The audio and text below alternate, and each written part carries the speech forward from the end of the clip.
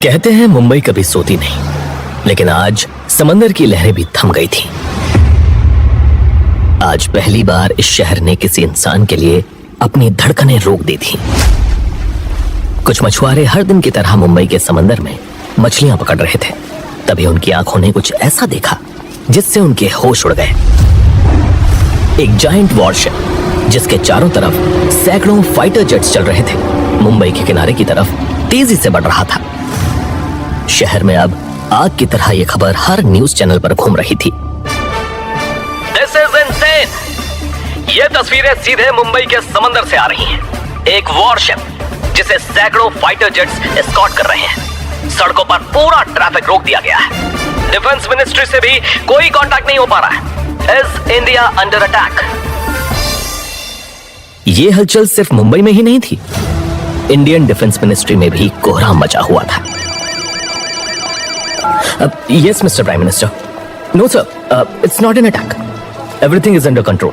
असल में सर, वज्र वापस आ रहा है। अगर कुछ भी गड़बड़ हो गई तो वो पूरे शहर को शमशान बना देगा।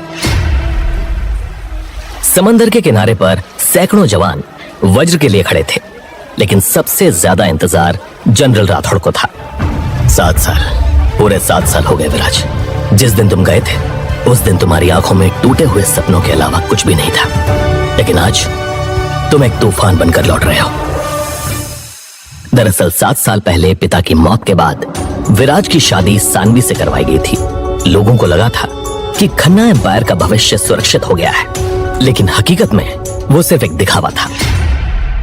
शादी की अगली सुबह धोखे का खेल शुरू हो चुका था। विराज के अपने दादा हरीश खन्ना ने उसे सरहद पर मौत के मुंह में धकेल दिया था, ताकि विराज कभी लौट ही ना सके और सारी जायदाद उसके दूसरे बेटों को मिल जाए। मगर किस्मत ने करवट बदली। जिसे मरने भेजा गया था वही आज वज्र बनकर लौटा था, अपने हक और बदले की आग के साथ। जनरल राठौड़ अपने इन ख्यालों में डूबे हुए थे। तभी वॉरशिप का दरवाजा खुला और फिर वो जहाज से उतरा। एक ऐसा चेहरा जिस पर ऐसा तेज था कि सूरज भी उसके आगे शर्मा जाए। कदमों में ऐसी धमक थी कि जमीन का सीना चीर दे। उसको देखकर सभी सैकड़ों सैनिकों ने एक साथ चिल्लाते हुए कहा, वेलकम बैक महायोद्धा वज्र। वज्र ने उन सब की तरफ बिना देखे सीधा जनरल राठौड़ के पास जाकर कहा, जनरल, आपने उन सब के बारे में पता किया? जनरल राठौड़ ने विराज यानी कि वज्र को सल्यूट करते हुए कहा, आपके पिता की कंपनी आपके दादा ने अपने कंट्रोल में ले ली है और आपके चाचा अब उसे संभालते हैं। ये सुनते ही विराज की आंखें एकदम गुस्से से लाल हो गईं। उसने जनरल राठौड़ की तरफ देखकर कहा, ठीक वैसा ही हुआ जैसा मैंने सोचा था। चलो अब बदले का वक्त आ चुका है। तभी जनरल राठौड़ ने वज्र से कहा, आज आपके दादाजी का 72वां जन्मदिन है। उस वजह से खन्ना विला में जश्न का माहौल है। ये सुनते ही विराज ने एक गहरी सांस लेकर मुस्कुराते हुए कहा, तो चलो फिर दादाजी को उनके जन्मदिन का सबसे बेहतरीन तोहफा देने का वक्त आ गया है। एक तरफ जहां देश का रक्षक महायोद्धा वापस आ रहा था, वहीं दूसरी तरफ उसी के घर में उसके परिवार की इज्जत नीलाम हो रही थी। खन्ना मैंशन में हर तरफ जश्न का माहौल था। आज फैमिली के हेड हरीश खन्ना का 72वां जन्मदिन था। तभी हरीश के सबसे छोटे बेटे ने आगे आते हुए कहा, डैड ये देखिए, ये मैंने आपके लिए ग्रीस से मंगवाया है, इंपोर्टेड आर्ट पीस। इस जश्न भरे माहौल में 2 लोग ऐसे थे जो बिल्कुल चुपचाप खड़े थे। ये 2 थे विराज की मां रूपा और बहन अदिति। रूपा के पास अपने ससुर को देने के लिए कुछ भी नहीं था। वो दोनों बेबस वहां चुपचाप खड़ी हुई थी। तभी रूपा की देवरानी शमा ने कहा, अरे अरे भाभी, आप यहाँ कोने में क्या कर रही हैं? जरा रोशनी में तो आइए। आखिर आप भी तो परिवार का हिस्सा हैं, चाहे आपकी औकात ना हो। अदिति कुछ बोलने जा रही थी, मगर शमा ने उसका हाथ पकड़कर चुप करवा दिया था। रूपा अभी किसी के मुंह नहीं लगना चाहती थी। वो अदिति के साथ आगे बढ़ने लगी तो शमा ने पैर लगा के उसे जमीन पर गिरा दिया। अरे भाभी, आप तो पहले से भी ज्यादा गिर गई हैं। लगी तो नहीं आपको? सभी लोग वहां पर खड़े हंस रहे थे। अदिति ने अपनी माँ को उठाते हुए कहा, मॉम चलते हैं यहाँ से, बहुत हो गया। मगर रूपा भी मजबूर थी। उसने अदिति का हाथ कसकर दबाते हुए कहा, हमारे पास और कोई रास्ता नहीं है, हमें उनकी मदद लेनी ही होगी। शमा ने रूपा की बात सुनकर उसके सर पर हाथ फेरते हुए कहा, अरे बेटे की बात मान ले, और निकल जा अपने इस कलंक को साथ में लेकर। रूपा हिम्मत करके खड़ी हुई और सीधे विराज के दादा हरीश से बोली, पापा जी, मुझे पैसों की जरूरत थी। अदिति का एडमिशन एक बड़े कॉलेज में हुआ है, उसकी फीस। ये सुनते ही पूरे हॉल में सन्नाटा छा गया था। सब लोग उन दोनों की तरफ घूर कर देख रहे थे। तभी शमा ने अपना नाटक शुरू कर दिया था। क्या भाभी, आप भी अपनी बेटी से पापा जी के जन्मदिन के दिन भीख मंगवा रही हैं? अरे और कितना गिरेंगी आप? तभी अदिति की छोटी चाची आगे आई और मुंह बिगाड़ कर बोली, पापा जी के जन्मदिन पे एक तोहफा तो लाया नहीं गया और पैसे मांगते हुए शर्म नहीं आई? इतने सालों से इसी घर में मुफ्त की रोटियां तोड़ रही हो, और कितने पैसे चाहिए? जिन लोगों की कुछ साल पहले तक रूपा के सामने आवाज नहीं निकलती थी, आज वही लोग उसे अपनी जूती समझते थे। जिस दौलत के नाम पर आज ये सब उछल रहे थे, उस पर हक सिर्फ विराज, रूपा और अदिति का था। मगर रूपा अभी भी चुप थी और यही चुप्पी अदिति से बर्दाश्त नहीं हुई। चलो मम, हो गई तसल्ली आपको? अब मेरी पढ़ाई आपकी इज्जत से बढ़ के नहीं है। जब हमारा अपना ही हमें छोड़ के चला गया तो ये सब तो नाम के रिश्ते हैं। रूपा जानती थी कि अदिति सही कह रही थी, लेकिन रूपा को अपनी बेटी का पूरा फ्यूचर दिख रहा था। उसने एक आखिरी कोशिश करते हुए कहा, पापा जी, ये एडमिशन अदिति के लिए बहुत जरूरी है, अगर आप मदद कर देते तो। तभी हरीश खन्ना ने रूपा की तरफ आंख दिखाते हुए कहा, एक शर्त पर। तेरे बेटे विराज की विधवा सानवी बहुत दुखी होगी ना, उसे भेज दे यहाँ बहुत लोग हैं जिनको वो खुश रख सकती है, समझ रही है ना? उसके बदले में ले जा पैसे। इतना बोलकर वो जोर से हंस पड़ा। आपकी बहू है पापा जी, ये कैसी बातें कर रहे हैं आप? रूपा ने भारी आवाज में कहा। तभी हरीश खन्ना ने रूपा की तरफ आंख दिखाते हुए कहा, बस हुआ तुम्हारा ये नाटक। तुम और तुम्हारी बेटी ने मेरा जीना हराम कर रखा है। पहले मेरा बेटा खा गई और अब क्या बचा है खाने को? ये सुनते ही अदिति का गुस्सा अब आपे से बाहर हो गया था। उसने अपनी माँ का हाथ थामकर आग बरसती आवाज में कहा, बस मॉम, बहुत हो गया इनका। अरे जीना तो आपने हमारा हराम कर रखा है दादाजी, और जिस दौलत पर आप ये जश्न मना रहे हैं ना, वो मेरे पापा के खून पसीने की है। आपने वही हमसे हड़पी है, शर्म आनी चाहिए आपको। ये सुनते ही अदिति का चाचा विजेंद्र खड़ा हो गया।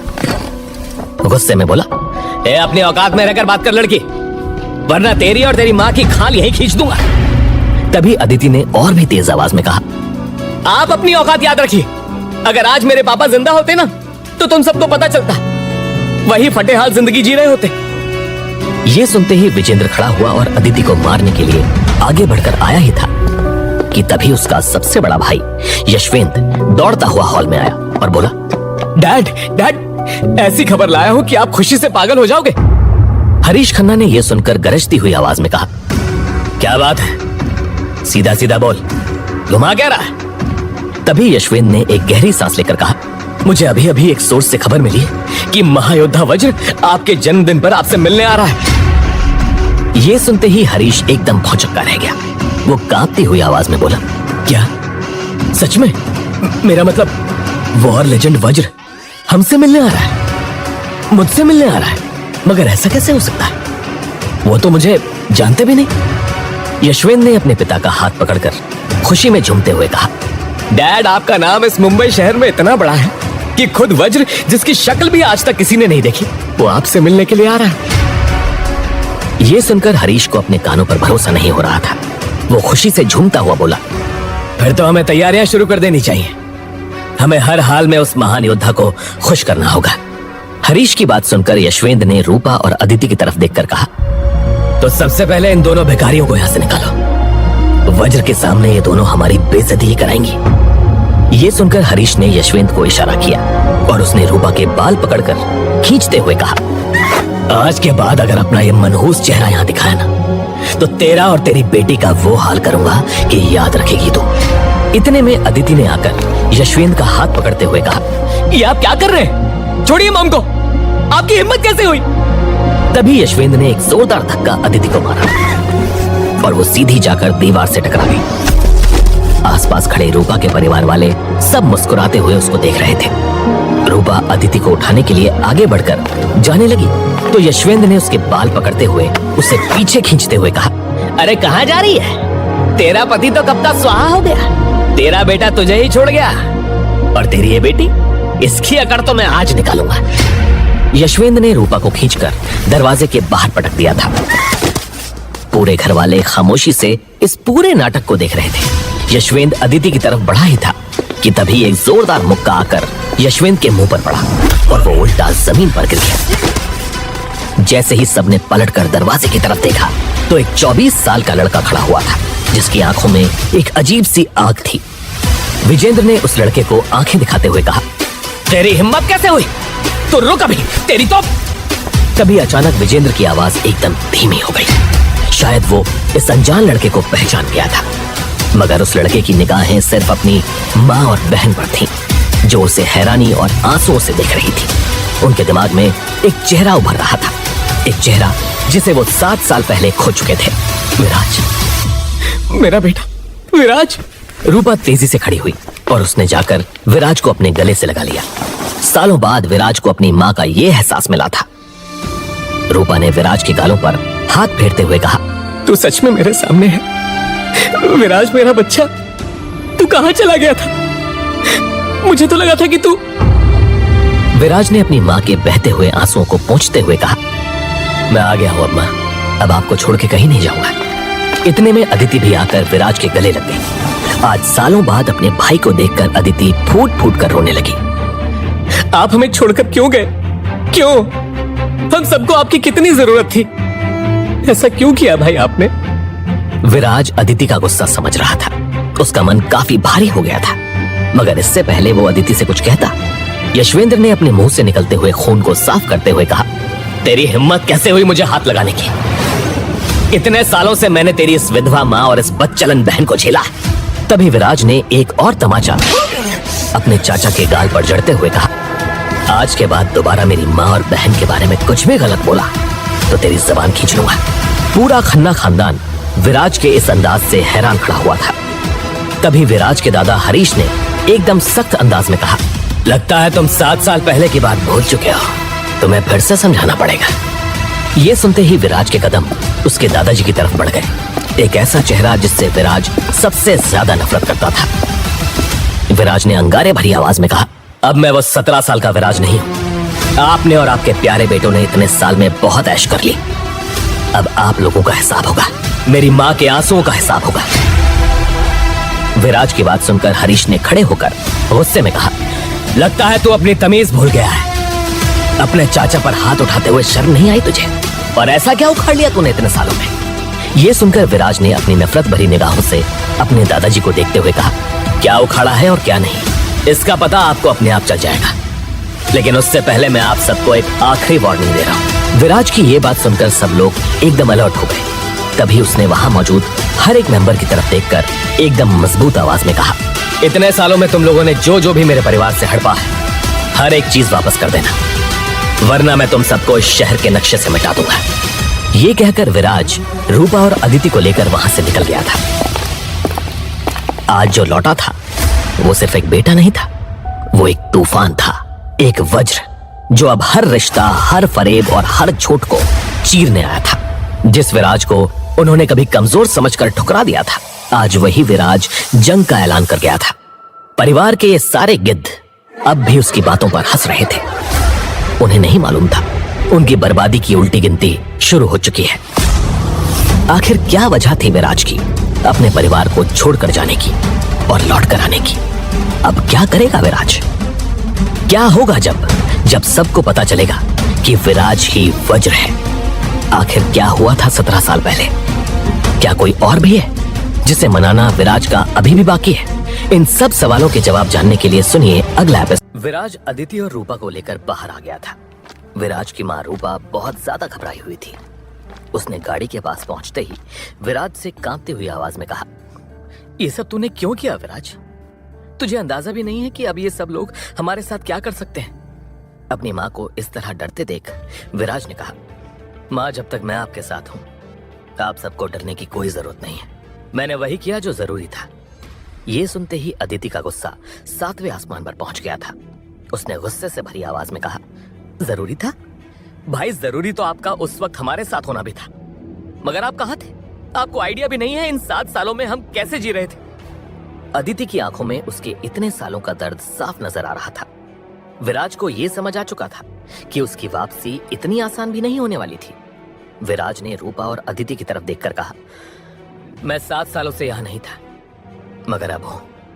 और अब जिस जिस इंसान ने आप दोनों और सानवी को तकलीफ पहुंचाई है, मैं उन सब का हिसाब करूंगा। विराज की इस बदली हुई शख्सियत और उसकी आंखों की आग देखकर अदिति चुप हो गई थी। ये उसका वो भाई नहीं था जिसे वो जानती थी, ये कोई और था। वो बिना कुछ कहे गाड़ी में जाकर बैठ गई थी। विराज ने गाड़ी में बैठने से पहले खन्ना विला की तरफ देखकर अपने मन में कहा, दादाजी, आपने मुझे जंग में मौत के लिए भेजा था, पर आप भूल गए थे जंग सिर्फ बॉर्डर पर नहीं होती। असली जंग तो अब शुरू हुई है और इस जंग का अंत मैं लिखूंगा। आपने मुझसे मेरा सब कुछ छीना था, मैं आपसे आपका सब कुछ छीन लूंगा। विराज के इन इरादों से अनजान पूरी खन्ना फैमिली डाइनिंग टेबल पर बैठी हुई थी। सबकी आंखों में बेचैनी थी, मगर इस बेचैनी की वजह विराज नहीं था। वो सब वज्र के आने का इंतजार कर रहे थे। हरीश खन्ना ने अपनी घड़ी देखते हुए कहा, वज्र किसी भी वक्त आता होगा, सब कुछ परफेक्ट होना चाहिए। याद रखना, आज की डील हमारे लिए कितनी जरूरी है, उसकी एक हां और इस शहर पर हमारा राज शुरू। अपने पिता की बात सुनकर यशवेंद्र ने अपनी नाक में रुई डालते हुए चापलूसी भरी मुस्कान के साथ कहा, डैड, आप चिंता मत कीजिए, मैंने एक शानदार स्कॉच का इंतजाम कर लिया है, वो खुश हो जाएंगे। तभी शमा ने आगे आकर मुस्कुराते हुए कहा, पापा जी, आप मुझ पर सब कुछ छोड़ दीजिए, वज्र को खुश करने का एक भी मौका नहीं छोड़ूंगी मैं। हरीश चुपचाप सबकी बातों को सुनते हुए बार बार घड़ी देख रहा था। तभी उसने यशवेंद्र से कहा, तुम पता करो ना कि वो कहां रह गए। कम से कम जब वो यहां पहुंचे तो हम बाहर उनका स्वागत तो कर पाए। यशवेंद्र ने तुरंत अपने सोर्स को फोन किया और उससे फोन पर बातचीत करने लगा। क्या? अरे ऐसा कैसे हो सकता है, मैं तो पूरा टाइम यही था। अच्छा तुम एक काम करो, तुम उन तक मैसेज पहुंचाओ कि हम उनका इंतजार कर रहे हैं। हरीश और बाकी लोग एकदम ध्यान से इन सब बातों को सुन रहे थे। यशवेंद्र ने फोन काटकर हरीश की तरफ देखकर कहा, वो डैड, वज्र तो यहां आकर चले भी गए। ये सुनते ही हरीश ने जोर से चिल्लाते हुए कहा, ये क्या बकवास कर रहे हो तुम, ऐसा कैसे हो सकता है? वो यहां आए थे तो हमसे बिना मिले कैसे चले गए? पूरा परिवार अब सोच में पड़ गया। किसी को भी समझ में नहीं आ रहा था कि आखिर ऐसा कैसे हो सकता था। तभी शमा के मन में एक ख्याल आया। उसने मासूम बनते हुए कहा, पापा जी, कहीं इसमें भाभी जी का हाथ तो नहीं है? नहीं, मेरा मतलब है कि वही लोग घर से बाहर गए थे, कहीं तभी वज्र आए हों और उन लोगों ने वज्र से ऐसा कुछ कह दिया हो कि वो यहां से चले गए हों। ये सुनते ही हरीश का चेहरा गुस्से से एकदम लाल हो गया था।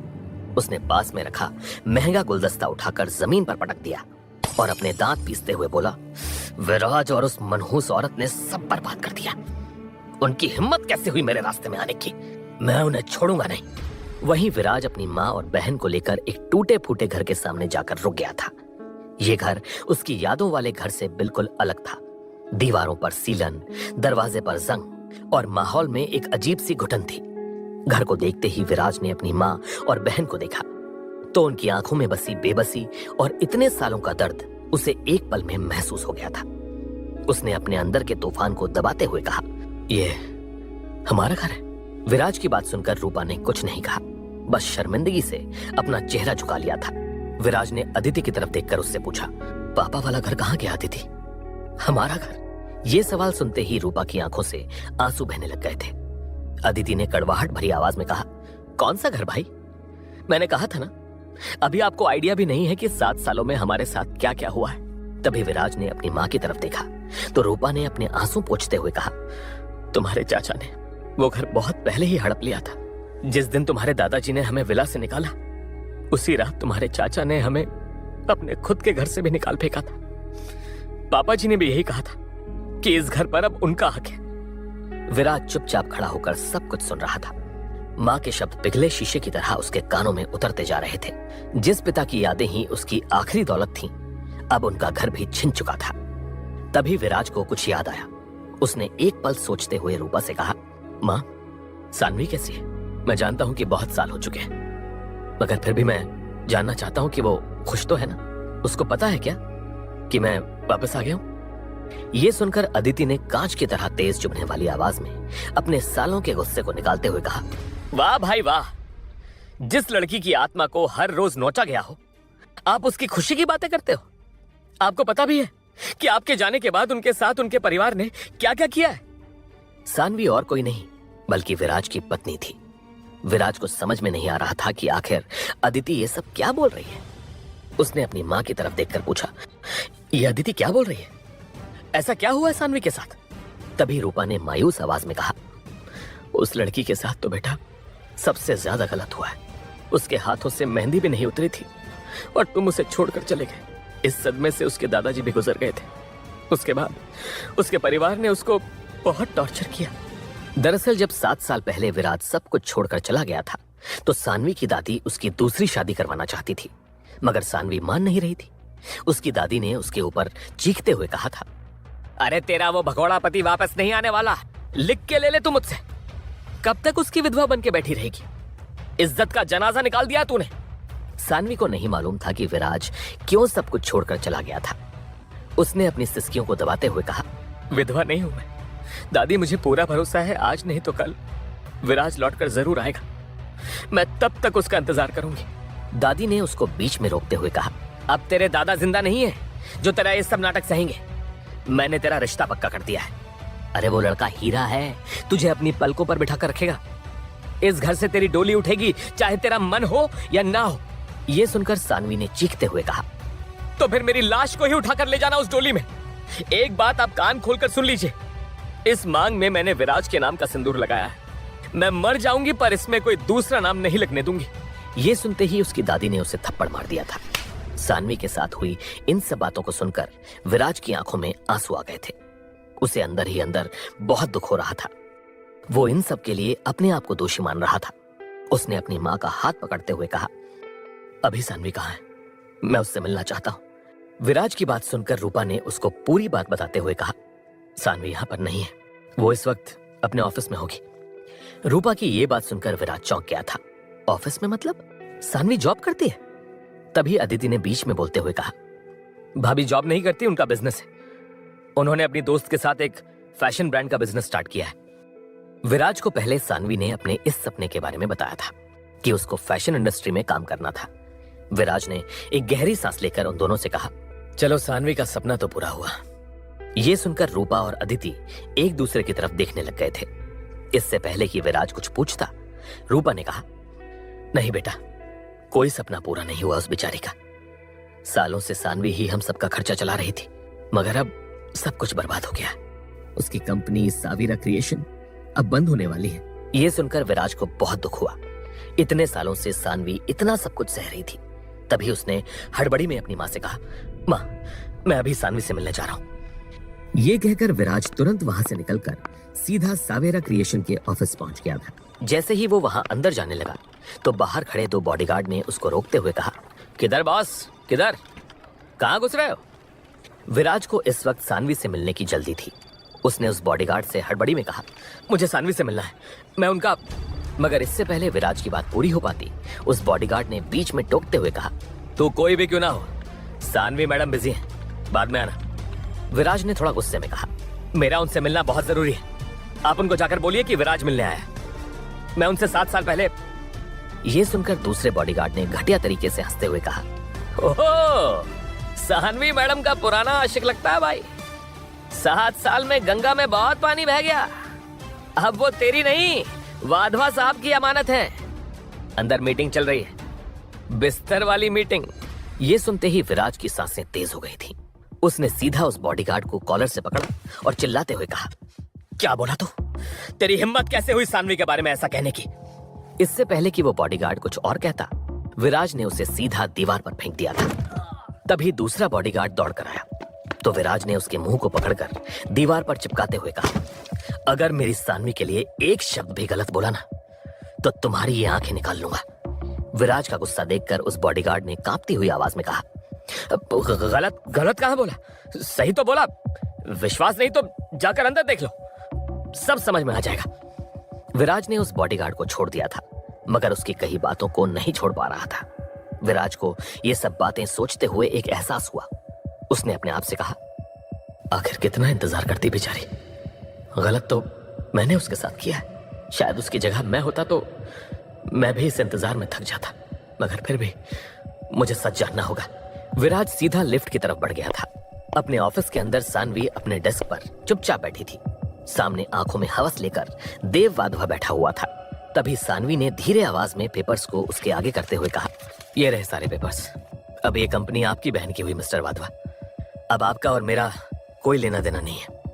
ये सुनकर देव वाधवा जोर जोर से हंसता हुआ बोला, समीरा तो इस कंपनी का ऑक्शन करके पैसा कमा लेगी, मगर इसमें मेरा क्या फायदा होगा? मेरी मेहनत का भी तो मुझे कोई फल मिलना चाहिए। वाधवा की बात सुनकर सानवी ने गुस्से से कहा, आप कहना क्या चाहते हैं मिस्टर वाधवा? तभी वाधवा ने अपने सामने रखी चेयर को साइड में करते हुए कहा, मैं क्या चाहता हूं ये तुम और मैं अच्छे से जानते हैं। मैं तुम्हारी इस कंपनी का सारा कर्जा भूल जाऊंगा। बस तुम अपने उस मरे हुए पति को भूलकर आज रात मेरी बाहों में। इससे पहले कि वाधवा की बात पूरी हो पाती, सानवी ने वो पेपर्स उठाकर उसके मुंह पर मारते हुए कहा, ये पेपर्स लो और निकलो यहां से। वाधवा पेपर्स लेने के लिए आगे आया, मगर पेपर्स की जगह उसने सानवी का हाथ पकड़ लिया था। तभी सानवी ने चिल्लाते हुए कहा, ये क्या कर रहे हो आप? छोड़ो मेरा हाथ, वरना मैं शोर मचाऊंगी। वाधवा ने सानवी को अपनी तरफ खींचते हुए कहा, अरे चिल्ला लो जाने मन, जितना चाहे चिल्ला लो, मगर कोई फायदा नहीं है। आज तुझे कोई नहीं सुनने वाला। वाधवा ने सानवी को दबोच लिया था। सानवी जोर जोर से चिल्लाने लगी, बचाओ, कोई है, प्लीज हेल्प मी। ये सुनकर वाधवा जोर जोर से हंसता हुआ बोला, जानू, तुझे आज कोई बचा सकता है तो सिर्फ एक आदमी, देव वाधवा। इससे पहले वाधवा की बात पूरी हो पाती, एक धमाके के साथ कैबिन का डोर टूट गया। धूल और लकड़ी के टुकड़ों के बीच एक साया खड़ा हुआ था। सानवी और वाधवा दोनों ने पलट कर देखा। एक पल के लिए सानवी के होश उड़ गए थे। उसकी सांसें रुक गई थी। उसने कांपती हुई आवाज में कहा, विराज। आखिर अब क्या होगा? क्या विराज सानवी को वाधवा के चंगुल से बचा लेगा? आखिर ऐसी क्या वजह है कि सानवी को अपनी कंपनी भी बेचनी पड़ रही है? क्या सानवी विराज को आसानी से अपना लेगी? क्या विराज सानवी को अपना असली सच बता देगा? इन सब सवालों के जवाब जानने के लिए सुनिए अगला एपिसोड। विराज को देखते ही सानवी के होश उड़ गए थे। जिस इंसान का इतने सालों से सानवी इंतजार कर रही थी, वो आज उसके सामने खड़ा हुआ था। विराज यहाँ कैसे आ सकता है? कहीं मैं कोई सपना तो नहीं देख रही हूँ? विराज की आंखों में सानवी और वाधवा को देखकर अंगारे छा गए थे। तभी वाधवा ने सानवी को छोड़ते हुए चिल्लाते हुए कहा, अब तू कौन है बे? तेरी हिम्मत कैसे हुई यहाँ घुसने की? इससे पहले कि वाधवा की बात पूरी हो पाती, विराज ने एक लात सीधे उसके सीने पर मारी। वाधवा एक गेंद की तरह उछला और सीधा दीवार से जा टकराया। सानवी विराज के इस एक्शन से बहुत डर गई थी। सानवी को समझ में नहीं आ रहा था कि आखिर ये सब क्या चल रहा था। वाधवा ने दर्द से कराहते हुए कहा, तूने मुझे लात मारी? मुझे? मैं देव वाधवा हूं। मेरे एक फोन से सीएम तक की नींद उड़ जाती है। यहां तक कि महायोद्धा वज्र, जो अभी हाल ही में मुंबई वापस आया है, उस तक के साथ मेरा उठना बैठना है। तुझे दिखाता हूं, अभी रुक तू। ये सुनते ही विराज के चेहरे पर हंसी आ गई थी। उसने मुस्कुराते हुए वाधवा से कहा, वज्र के साथ उठना बैठना है? वाह, बहुत बढ़िया। सानवी एकटक बस विराज को देखे जा रही थी। वो उन दोनों की बातों पर ध्यान नहीं दे रही थी। उसका दिल ऐसे धड़क रहा था जैसे अभी फट जाएगा। उसके दिमाग में 7 सालों की यादें एक फिल्म की तरह घूम रही थीं। 7 साल, पूरे 7 साल। हर दिन, हर रात, हर पल मैंने इस चेहरे को अपनी यादों में जिंदा रखा था। मैंने दुनिया से लड़ाई की सिर्फ इस उम्मीद में कि एक दिन ये चेहरा मेरी आंखों के सामने होगा। और आज सानवी के मन में बहुत से सवाल चल रहे थे। उसके सालों का इंतजार अब खत्म हो गया था। उसका पति सामने खड़ा हुआ था, मगर उसके मुंह से एक शब्द नहीं निकल पा रहा था। तभी वाधवा के लोग भागकर वहां आ गए थे। वाधवा ने उनको देखते ही चिल्लाते हुए कहा, अरे ओ, तुम लोगों को यहां हवा खाने के पैसे मिलते हैं क्या? ये फटीचर आदमी यहां अंदर तक कैसे पहुंच गया? विराज की नजर अब सिर्फ सानवी पर टिकी हुई थी। सानवी का चेहरा सफेद पड़ चुका था। उसे इस बात पर भरोसा ही नहीं हो रहा था कि जिस इंसान का उसने हर पल इंतजार किया था, वो उसके सामने था। उसने आगे आकर विराज के चेहरे को छुआ तो सानवी की आंखों से आंसू निकल आए थे। तभी विराज ने सानवी के पास आकर कहा, तुम ठीक तो हो ना सानवी? कुछ बोल क्यों नहीं रही हो? यह सुनते ही सानवी ने एक जोरदार तमाचा विराज को जड़ दिया। सानवी की आंखों से आंसुओं का बांध टूट गया था। वो चिल्लाते हुए बोली, तुम्हें शर्म नहीं आ रही ये सवाल पूछते हुए? किस हक से लिया तुमने मेरा नाम? विराज को सानवी के इस रिएक्शन की उम्मीद ही नहीं थी, मगर यह सब देखकर वाधवा के चेहरे पर एक शैतानी खुशी नाच उठी थी। विराज ने सानवी को समझाने की कोशिश करते हुए कहा, सानवी मुझे पता है कि तुम नाराज हो, मैं तुम्हें सब कुछ। लेकिन सानवी ने विराज की बात को बीच में काट दिया था और गुस्से से चिल्लाते हुए कहा, तुम्हें पता है? हाँ, तुम्हें तो पता होगा ही। इतने सालों से मैं एक जिंदा लाश की तरह जी रही थी, और तुम अगर जिंदा थे तो वापस क्यों नहीं आए? तुम्हारी माँ को तुम्हारी जरूरत थी, तुम्हारी बहन को, और उन सबसे ज्यादा मुझे तुम्हारी जरूरत थी। मुझे तो तुम शादी की अगली रात ही छोड़कर चले गए थे। विराज अब चुपचाप खड़ा था। वो सानवी के हर एक लफ्ज को खामोशी से सुन रहा था। उसने सानवी की आंखों में देखते हुए कहा, सानवी मैं तुम्हारी हर सजा का हकदार हूं, और मैं जानता हूं कि मेरे किसी भी जवाब से तुम्हारा दर्द कम नहीं होगा। मैं सब कुछ तुम्हें समझाऊंगा, तुम्हारे हर सवाल का जवाब दूंगा। यह सुनकर सानवी ने गुस्से में कहा, मुझे तुम्हारे किसी भी जवाब की जरूरत नहीं है। इतने सालों में मैंने अब तुम्हारे बिना रहना सीख लिया है। तुम्हारे होने या ना होने से मुझे अब कोई फर्क नहीं पड़ता। यह बोलकर सानवी वहां से एक तूफान की तरह चली गई थी। विराज खामोशी से खड़ा सानवी को जाते हुए देख रहा था। उसे मालूम था कि उसके लिए कुछ भी आसान नहीं होने वाला था। वाधवा वहीं खड़े होकर इस सब तमाशे का मजा ले रहा था। उसने विराज पर ताना मारते हुए कहा, वाह क्या मोहब्बत है।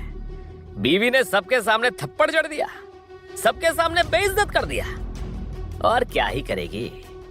आखिर उसके दिए हुए टुकड़ों पर ही तो पल रहा था तुम्हारा परिवार।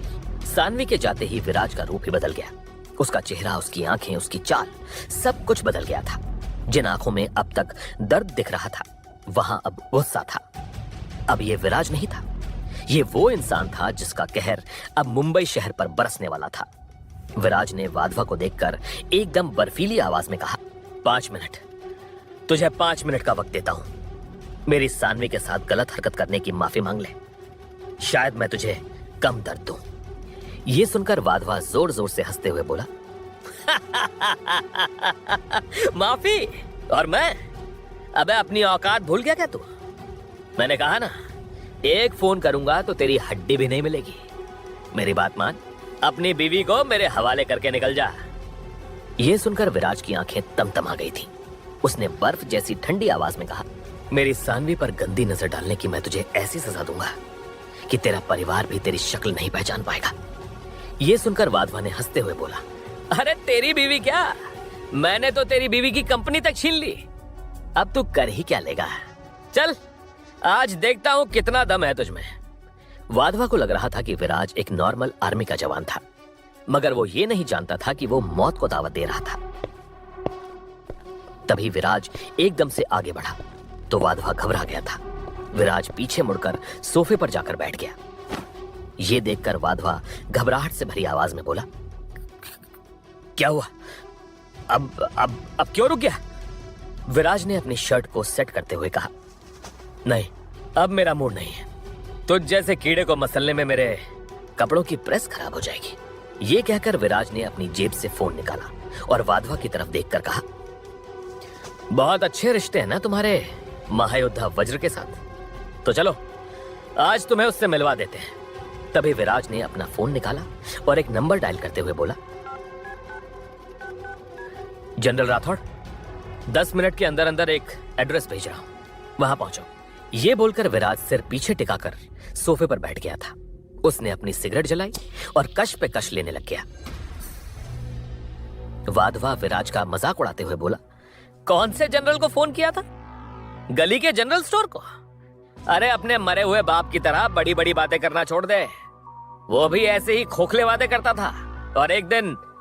वाधवा ने बात अधूरी छोड़ दी थी, मगर विराज के चेहरे पर कोई एक्सप्रेशन नहीं था। वो सोफे पर बैठा हुआ आराम से सिगरेट पी रहा था। वाधवा हर पल अपनी घड़ी देख रहा था। 9 मिनट गुजर गए थे।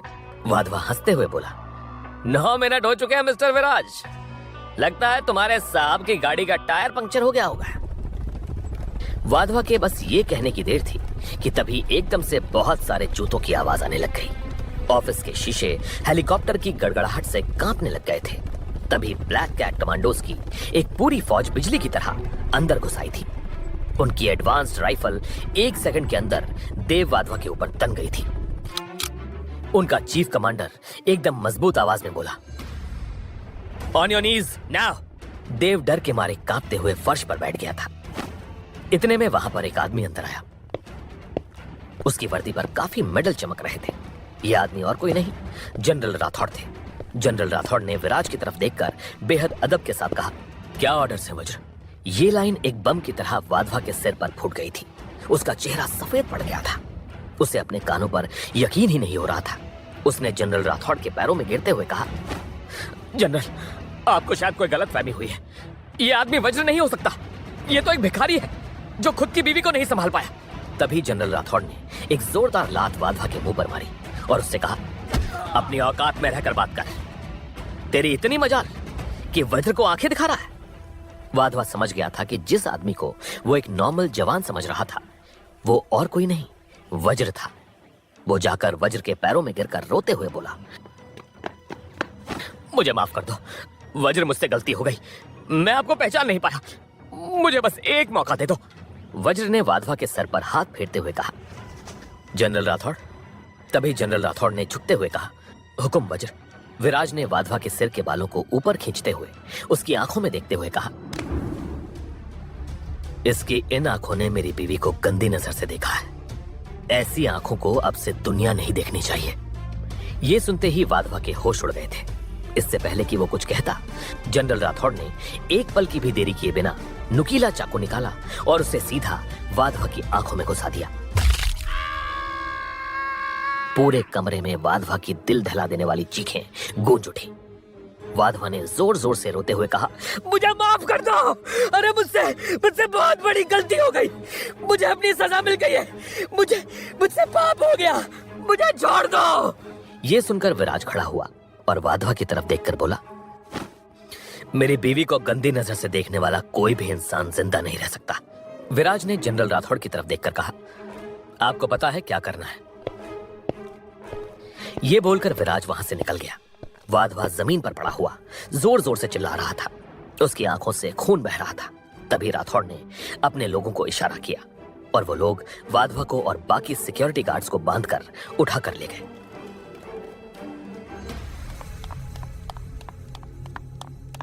वहीं दूसरी तरफ सानवी गुस्से में तमतमाते हुए जैसे ही अपने घर पहुंची तो विराज की मां रूपा ने उससे कहा, क्या हुआ सानवी, तू इतने गुस्से में क्यों है?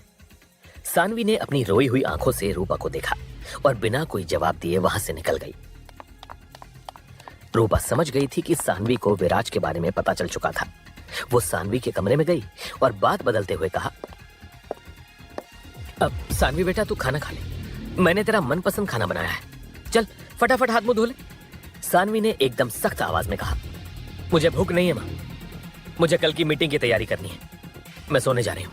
यह बोलकर सानवी सीधा अपने कमरे में चली गई और उसने कमरे का दरवाजा गुस्से से बंद कर लिया था। यह सब देखकर अदिति ने आकर रूपा से कहा, मॉम, भाभी को अब आप थोड़ी देर के लिए अकेला छोड़ दो। उन्हें कुछ वक्त की जरूरत है। उनके लिए यह सब कुछ बहुत मुश्किल होगा।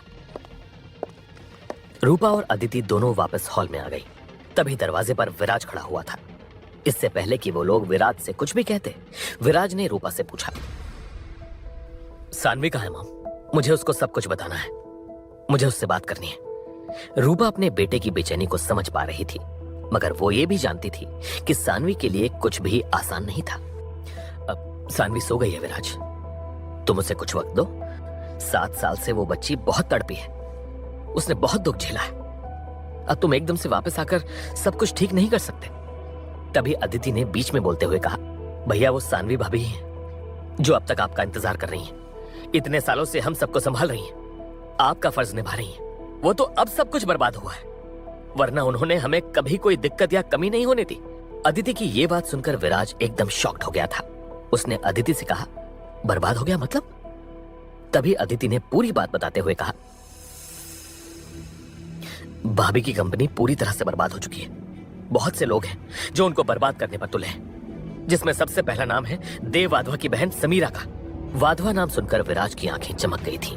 उसने अदिति से कहा, समीरा वाधवा, ये कौन है? अदिति ने एकदम उदास आवाज में कहा, Samira business federation of Mumbai की प्रेसिडेंट है। वो देव वाधवा की बहन है। वो दोनों मिलकर भाभी की कंपनी को बर्बाद करने में लगे हुए हैं। विराज के सामने इस वक्त सानवी के साथ सब कुछ सही करने का एक अच्छा मौका था। विराज ने एक गहरी सांस लेकर अदिति की तरफ देखकर कहा, जिस फेडरेशन ने सानवी को बर्बाद करने की कोशिश की है, कल रात से पहले पहले मैं उसका नाम और निशान मिटा दूंगा। विराज की यह बात सुनकर रूपा और अदिति दोनों शॉक्ड हो गए थे। ये वो विराज नहीं था जिसे रूपा और अदिति जानते थे। आखिर विराज कैसे सानवी को बर्बाद करने वाले लोगों से बदला लेगा? क्या विराज अपनी सच्चाई सबको बताएगा? क्या सानवी विराज की सब बातों को भूलकर उसे फिर से अपना लेगी? इन सभी सवालों के जवाब जानने के लिए सुनिए अगला। विराज की इस बात ने रूपा और अदिति के होश उड़ा दिए थे। विराज का ये अंदाज देखकर वो दोनों दंग रह गए थे। तभी अदिति ने विराज के ऊपर ताना मारते हुए कहा, भाई ऐसे नहीं चलती दुनिया। बड़ी बड़ी बातें करके हमें ज्यादा होप मत दीजिए। हम अब ऐसे ही रहना सीख गए। ये बोलकर अदिति को अंदर ही अंदर बहुत बुरा लगा और वो वहां से चली गई। वो इस बात से अनजान थी कि जिस आदमी के सामने वो ये सब बातें कह रही थी, उसकी ताकत के आगे पूरी दुनिया घुटने टेकती थी। रूपा के जाते ही विराज ने अपना फोन निकाला और अब वज्र का असली रूप वापस आ गया था। फोन के दूसरी तरफ से जनरल राठौड़ की आवाज आई, जय, सारी तैयारियां हो चुकी हैं, बस आपके ऑर्डर्स का इंतजार है। जनरल राठौड़ की बात सुनकर वज्र ने एकदम बर्फीली आवाज में हुक्म देते हुए कहा, general Rathore, business federation of Mumbai के हेड को इन्फॉर्म कर दो, कल उनकी बर्बादी के जश्न में खुद वज्र आने वाला है। ये सुनते ही जनरल राठौड़ ने एकदम मजबूत आवाज में कहा, आपका मैसेज पहुंच जाएगा। तभी विराज ने एकदम सख्त आवाज में कहा, कल मैं समीरा वाधवा की बर्बादी की कहानी लिखूंगा, बाकी आपको पता है आपको क्या करना है। ये बोलकर विराज ने फोन काट दिया। वो जाकर बाहर सोफे पर ही सो गया। अगली सुबह जब रूपा की आंख खुली तो उसे बाहर से आवाजें आ रही थीं। उसने बाहर आकर देखा तो विराज सबके लिए नाश्ता बना रहा था। यह देखकर रूपा ने ममता से भरी आवाज में कहा, बेटा तू ये क्या कर रहा है? हट, मैं करती हूं। तभी विराज ने अपनी मां का हाथ पकड़कर उसको साइड में कुर्सी पर बिठाते हुए कहा,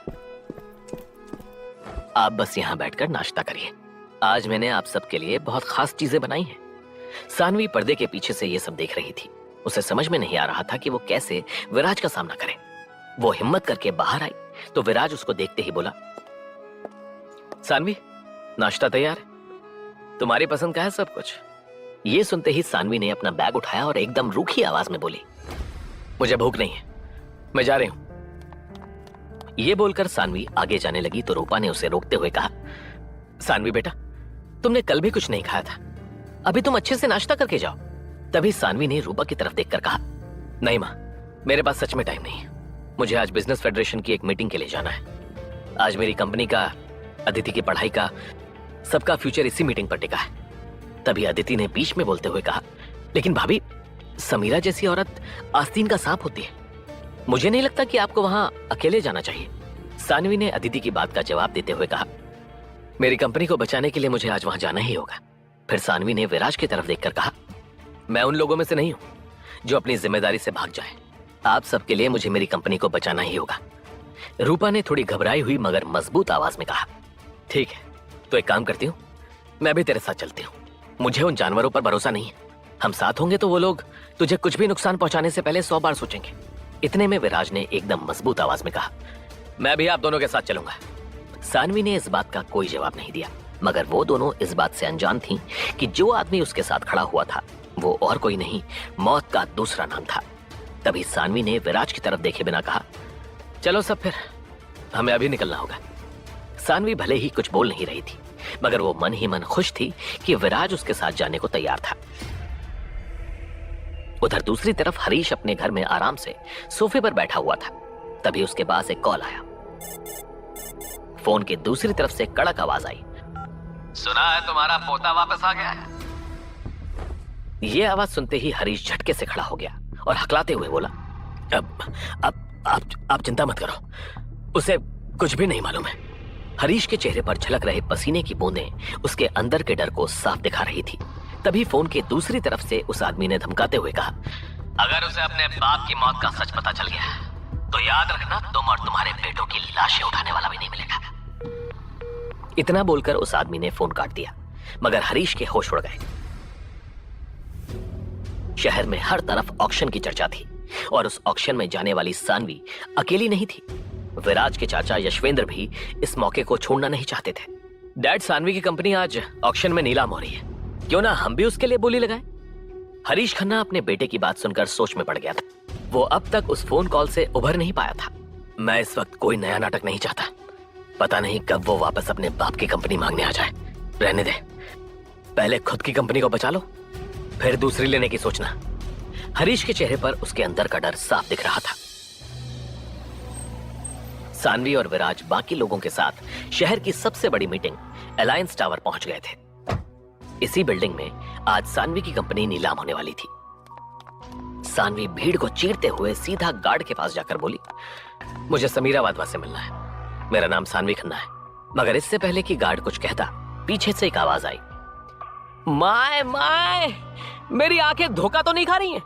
सानवी खन्ना मेरे सामने खड़ी हुई है। सानवी ने पलटकर देखा तो पीछे बिल्डिंग का सिक्योरिटी हेड करण था, जो कि समीरा का ही चमचा था। करण ने सानवी को ऊपर से नीचे गंदी नजर से देखते हुए कहा, क्या बात है, बिल्कुल कहर ढा रखा है सानवी मैडम आपने तो। वाकई में जहर लग रही हो। आप बताइए, आपका यहां आना कैसे हुआ? सानवी ने गहरी सांस लेकर कहा, मुझे समीरा से मिलना है।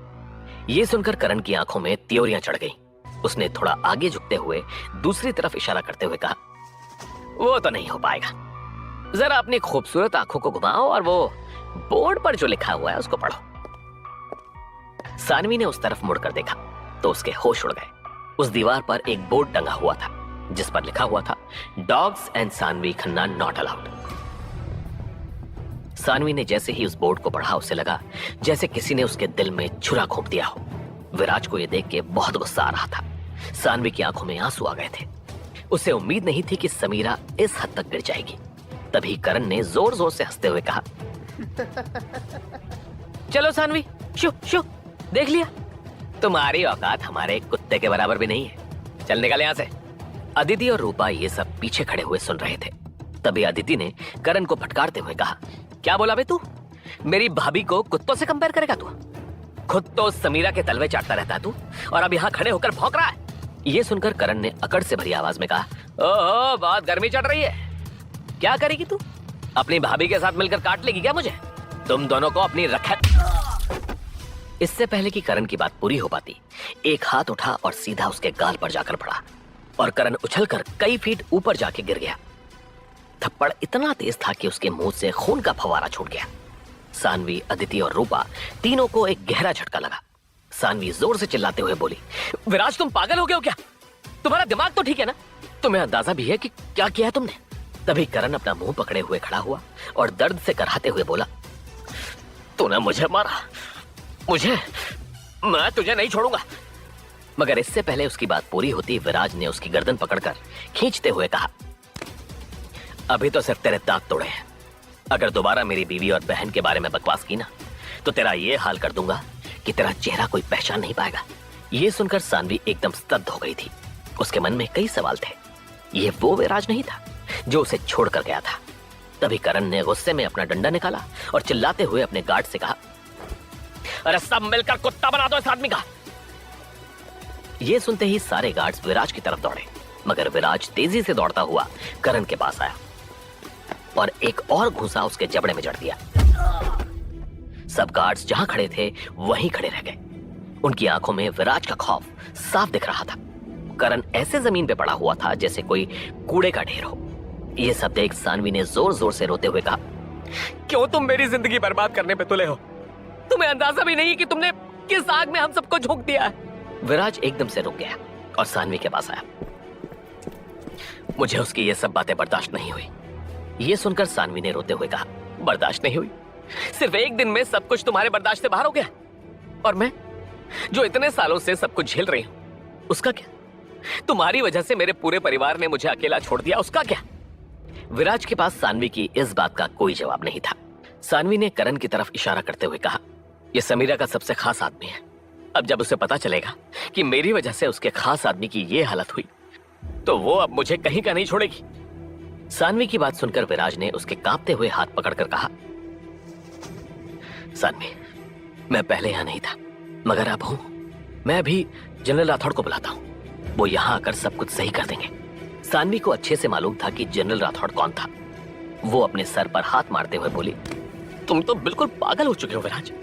कौन सी दुनिया में जी रहे हो तुम? बस करो ये झूठ। तुम खुद को समझते क्या हो? जनरल राठौड़ को बुलाओगे? कौन है वो तुम्हारे? क्यों हमारी बच्ची कुछ इज्जत भी मिट्टी में मिला रहे हो तुम? सानवी के इतना सब कहने के बाद भी विराज ने उससे एकदम शांत आवाज में कहा, सानवी, मुझ पे भरोसा रखो, मैं सब सही कर दूंगा। तुम यहां रुको, मैं आता हूं। ये बोलकर विराज सीधा उस बिल्डिंग के अंदर जाने लग गया तो सानवी ने पीछे से चिल्लाते हुए कहा, अरे दिमाग खराब हो गया क्या तुम्हारा? अभी के अभी वापस आओ। तुम्हें सुनाई नहीं दे रहा क्या? अभी इसी वक्त वापस आओ। मगर विराज को कुछ भी सुनाई नहीं दे रहा था। वो सीधा बिल्डिंग के अंदर चला गया। सानवी, रूपा और अदिति के पास अब विराज के पीछे जाने के अलावा कोई रास्ता नहीं था। अंदर हॉल का नजारा किसी दूसरी दुनिया जैसा था। शहर के सारे बड़े लोग, करोड़पति बिजनेसमैन सब वहां मौजूद थे। रूपा और अदिति तो ऐसी जगह देखकर ही सहम गए थे। तभी रूपा ने फुसफुसाते हुए कहा, बेटा विराज, क्यों हमारी जान जोखिम में डाल रहे हो? तू बिना कुछ जाने पहचाने ये सब मत कर। विराज ने मुस्कुराते हुए कहा, अरे माँ, आप चिंता क्यों कर रही हैं? मैंने जनरल राठौड़ को बुलाया है। उसके बाद सानवी की कंपनी की सारी परेशानी खत्म हो जाएगी। विराज की बात सुनकर रूपा को यकीन हो गया था कि विराज के साथ कोई ना कोई गड़बड़ थी। उसने विराज को समझाते हुए कहा, विराज बेटा, मुझे लगता है कि तुझे कोई दिमाग की बीमारी हो चुकी है, पर तू चिंता मत कर। मैं इससे पहले कि रूपा की बात पूरी हो पाती, स्टेज पर समीरा वाधवा माइक लेकर आ गई। उसने खुशी से झूमते हुए कहा, हेलो एवरीवन, प्लीज शांत हो जाइए। मेरे पास एक बहुत ही खास अनाउंसमेंट है। मुझे कल रात ही खबर मिली है कि आज हमारे इस नीलामी समारोह में एक बहुत ही खास मेहमान, महान योद्धा वज्र, खुद तशरीफ ला रहे हैं। यह सुनकर पूरे हॉल में सनसनी मच गई। महायोद्धा का नाम सुनकर रूपा भी डर गई थी। रूपा ने सानवी का हाथ पकड़ते हुए कहा, सानवी बेटा, हमें यहां से चलना चाहिए। वज्र आ रहा है यहां पर। अगर उसके सामने कुछ हंगामा हो गया ना, तो न जाने क्या हो सकता है। चलो चलते हैं। मगर सानवी अब एक अलग ही जोन में आ गई थी। उसने सोफे पर बैठते हुए कहा, यह कंपनी मेरी है और आज वज्र भी चाहे तो मुझसे ये छीन नहीं सकता। जब तक वो मुझे जान से नहीं मार देता, मैं अपनी कंपनी के लिए लड़ूंगी। रूपा को समझ में नहीं आ रहा था कि अब वो क्या करे। वो किसी भी कीमत पर सानवी को वहां से लेकर जाना चाहती थी। तभी उसने देखा कि विराज सानवी के पीछे की सीट पर एकदम आराम से बैठा हुआ था। रूपा दौड़कर विराज के पास गई और बोली, बेटा, महायोद्धा वज्र आज इस मीटिंग में आ रहा है। ऐसा ना हो कि सानवी के लिए नई परेशानी खड़ी हो जाए। मैं कह रही थी कि हम सब यहां से चलते हैं। तभी विराज ने सीधे रूपा की तरफ देखकर कहा, मां, आपको घबराने की जरूरत नहीं है। जिस महायोद्धा का ये सब इंतजार कर रहे हैं वो मैं ही हूं। ये सुनते ही रूपा, अदिति और सानवी तीनों का मुंह खुला का खुला रह गया। सबके मन में बस यही एक सवाल घूम रहा था कि आखिर विराज ये क्या कह रहा है। अब आगे क्या होगा? विराज की सच्चाई जानकर सानवी अब क्या करेगी? क्या विराज अब सानवी की कंपनी को नीलाम होने से बचा पाएगा? क्या विराज अपने परिवार को इंसाफ दिला पाएगा? कौन था वो आदमी जिसने हरीश को धमकाया था? क्या थी सच्चाई विराज के पिता की मौत की? इन सब सवालों के जवाब जानने के लिए सुनिए अगला। विराज ने अपने परिवार के सामने अपनी सबसे बड़ी सच्चाई का पर्दा उठाया था, लेकिन उस सच का जो असर हुआ वो विराज की उम्मीदों से बिल्कुल परे था। विराज की बात सुनते ही रूपा ने रोना शुरू कर दिया। हाय राम, मेरे बच्चे को क्या हो गया है? ये कैसी बहकी बहकी बातें कर रहा है? न जाने किसकी नजर लग गई है मेरे बच्चे को।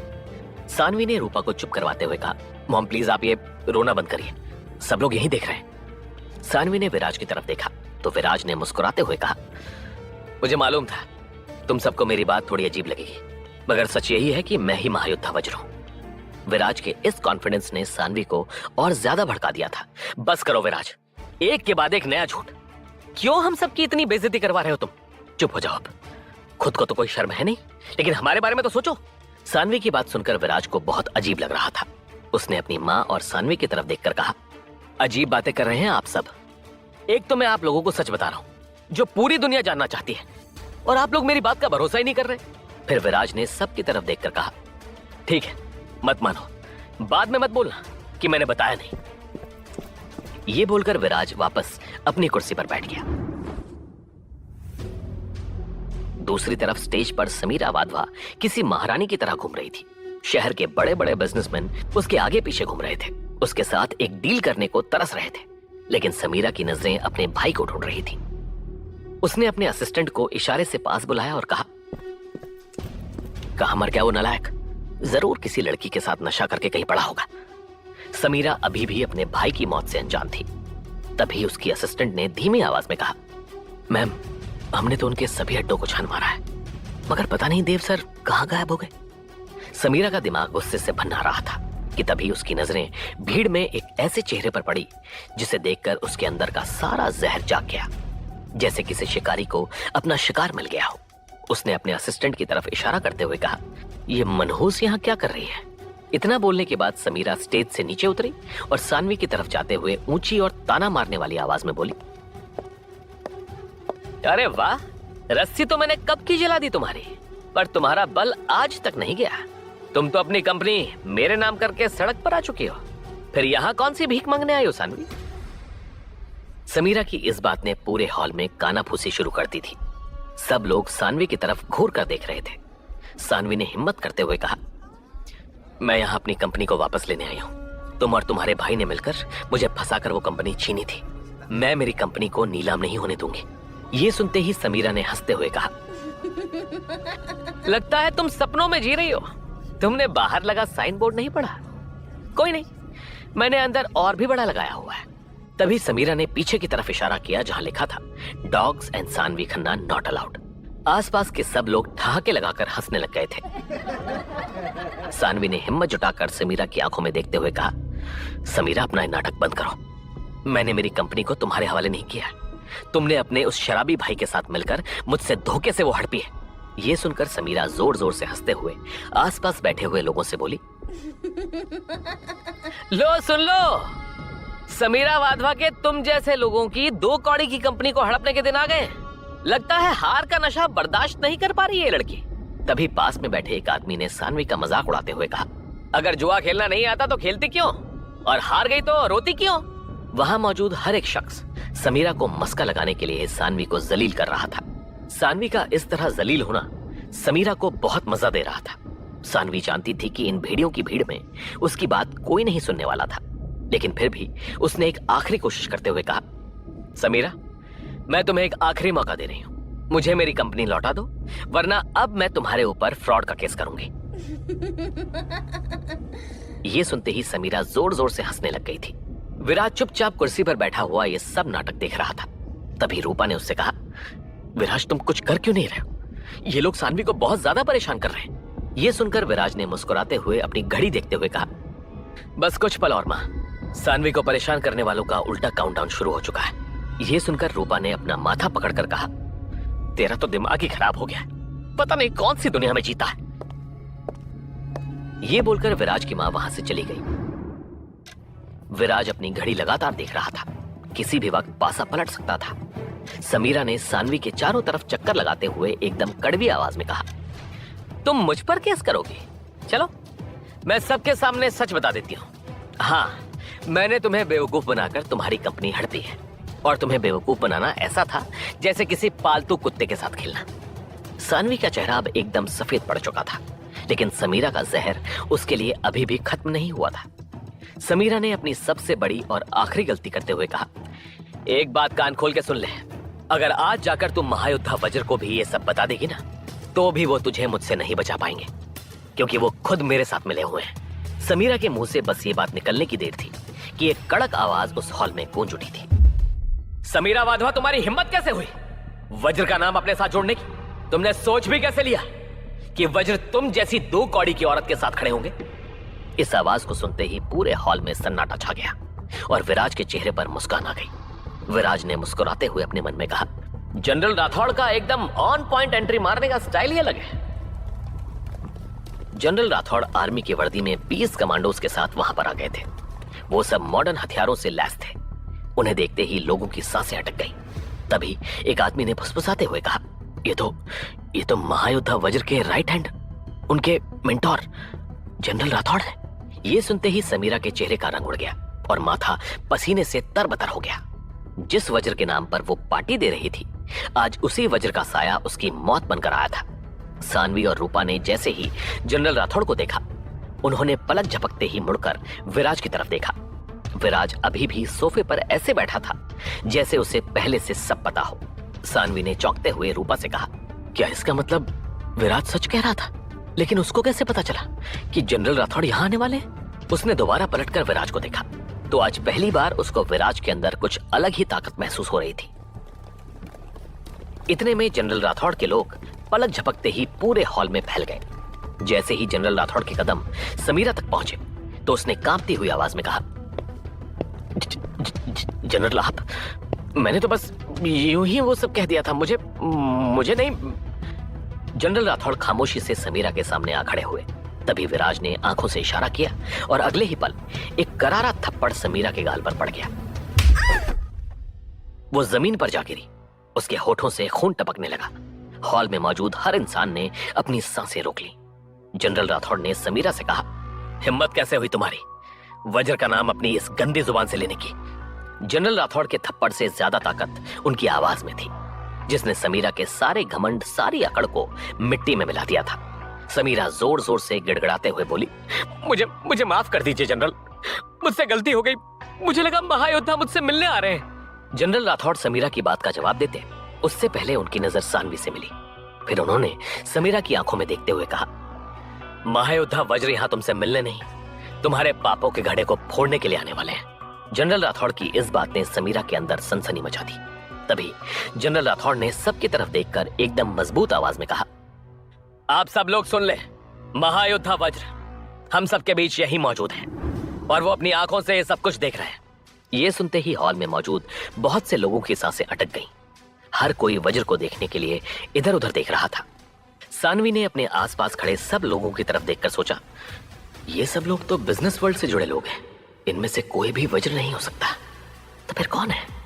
तभी सानवी को विराज की वो बात याद आ गई। उसने विराज की तरफ देखा जो अभी भी एकदम शांत होकर सब कुछ खामोशी से देख रहा था, मानो उसे पता हो कि आगे क्या होने वाला था। यह देखकर सानवी ने अपने आप से कहा, इसका मतलब विराज सच कह रहा था। क्या वो वाकई में? नहीं, तू भी सानवी कुछ भी सोचती है, वो ऐसे ही फालतू बात करता है, तूने भरोसा भी कर लिया। सानवी ने तुरंत इस ख्याल को अपने दिमाग से निकाल दिया। तभी जनरल राठौड़ ने सबको शांत करते हुए कहा, आपको उन्हें ढूंढने की जरूरत नहीं है, वो आप सबको देख रहे हैं। उन्होंने मुझे मैसेज दिया है कि अगर किसी के साथ नाइंसाफी हुई है तो वो अपनी बात रखे, वज्र खुद फैसला करेंगे। ये सुनते ही समीरा डर के मारे कांपने लग गई कि तभी उसकी और सानवी की नजरें आपस में मिली। समीरा ने सानवी को देखते हुए अपने आप से कहा, अगर इस लड़की ने अभी अपना मुंह खोल दिया तो मैं बर्बाद हो जाऊंगी। सानवी समीरा की आंखों के डर को समझ गई थी। उसने पलटकर विराज की तरफ देखा। विराज ने उसे मुस्कुराते हुए जनरल राठौड़ को सब बताने का इशारा कर दिया। सानवी विराज के इस इशारे को समझ गई थी। सानवी ने एक गहरी सांस लेकर एकदम मजबूत आवाज में कहा, जनरल राठौड़ मुझे कुछ कहना है। यह आवाज सुनते ही समीरा ने अपनी आंखें बंद कर ली। जनरल राठौड़ ने सानवी से कहा, बताओ क्या कहना चाहते हैं आप? सानवी ने एकदम मजबूती से सारी बात बताते हुए कहा, समीरा वाधवा ने मेरे साथ धोखा करके मेरी कंपनी को हड़प लिया है। मैंने कई बार पुलिस में कंप्लेन की मगर सब मिले हुए हैं। मुझे लगता है अगर वज्र मुझे सुन रहे हैं तो मुझे इंसाफ मिलना चाहिए। यह सुनते ही विराज ने जोर से अपने सोफे पर हाथ मारते हुए कहा, अब आया ना मजा। वेल डन सानवी, अब तुम सब मुझ पर छोड़ दो। तभी समीरा चीखती हुई बोली, जनरल ये झूठ बोल रही है। इससे पहले कि वो अपनी बात पूरी करती, जनरल राठौड़ ने उसको उंगली दिखाते हुए कहा, चुप, तुम्हारी आवाज नहीं निकलनी चाहिए अब। जनरल राठौड़ ने पूरी इज्जत के साथ सानवी को देखते हुए कहा, मिस सानवी तो आप क्या चाहती हैं? सबकी नजरें अब जनरल राठौड़ पर टिकी हुई थी, मगर उनकी नजर सिर्फ विराज पर थी। इतने में विराज अपनी जगह से खड़ा हुआ और अपना सर हिलाकर वहां से चला गया। जनरल राठौड़ समझ गए थे कि उन्हें क्या करना था। उन्होंने एकदम मजबूत आवाज में कहा, मुझे महायोद्धा वज्र का जवाब मिल गया है। मैं अभी इसी वक्त बिजनेस फेडरेशन ऑफ मुंबई को डिसमिस करता हूं और उसकी चेयरवुमन समीरा वाधवा को आगे की कार्रवाई के लिए कस्टडी में लेता हूं। यह सुनते ही पूरे हॉल में हाहाकार मच गया। तभी समीरा ने जोर जोर से रोते हुए सानवी के पैरों में गिरकर कहा, मुझे माफ कर दो, मैं तुम्हारी कंपनी वापस कर दूंगी, मुझे मुझे छोड़ दो प्लीज। इतने में जनरल राठौड़ के लोग समीरा को घसीटते हुए वहां से ले गए। अब कोई भी उस हॉल में रुकने का रिस्क नहीं ले सकता था। सब लोग वहां से भागने लग गए। सबको वज्र के इंसाफ का डर बैठ गया था। तभी जनरल राठौड़ ने सानवी के पास आकर कहा, मैं कल तक आपकी कंपनी के पेपर्स वापस आपके नाम करवा दूंगा। आप अकेली नहीं है, वज्र आपके साथ है। यह बोलकर जनरल राठौड़ वहां से चले गए। उनके जाने के बाद वहां काफी भगदड़ और शोर शराबा होने लगा। तभी अदिति ने आकर सानवी से कहा, भाभी चलिए चलते हैं, यहां बहुत भगदड़ मची हुई है। सानवी ने पलटकर विराज की तरफ देखा तो वो वहां नहीं था। सानवी ने तुरंत अदिति से कहा, विराज कहां पर है? अभी तो यहीं बैठा हुआ था। रूपा ने आसपास देखा तो विराज कहीं भी नहीं दिख रहा था, तो वो घबरा गई। तभी सानवी ने कहा, आप लोग यहीं रुको, मैं विराज को ढूंढ कर लाती हूं। सानवी विराज को ढूंढने के लिए हॉल से बाहर निकल गई। सानवी ने पूरा कॉरिडोर छान मारा मगर विराज उसको कहीं नहीं दिखा। आखिर में थक हार कर सानवी ने झल्लाते हुए कहा, यह आदमी अब कहां गायब हो गया? तभी अचानक सानवी की नजर बिल्डिंग के बाहर खड़ी एक बड़ी सी आर्मी वैन पर पड़ी। सानवी ने थोड़ा पास जाकर देखा, वैन का दरवाजा खुला हुआ था और अंदर जनरल राठौड़ बैठे हुए थे। उनके सामने वाली सीट पर एक और आदमी बैठा हुआ था। उसकी पीठ सानवी की तरफ थी, लेकिन उसको सानवी हजारों में पहचान सकती थी। उसको देखकर सानवी ने कांपती हुई आवाज में कहा, विराज जनरल राठौड़ के साथ? इसका मतलब अब आगे क्या होगा? क्या करेगी सानवी जब उसे मालूम चलेगा कि विराज ही वज्र है? आखिर क्यों विराज इस वक्त अपने परिवार के अलावा अपनी सच्चाई किसी को नहीं बताना चाहता? क्या होगा जब सानवी और समीरा को मालूम चलेगा कि विराज ने देव को मार दिया है? इन सब सवालों के जवाब जानने के लिए सुनिए अगला एपिसोड।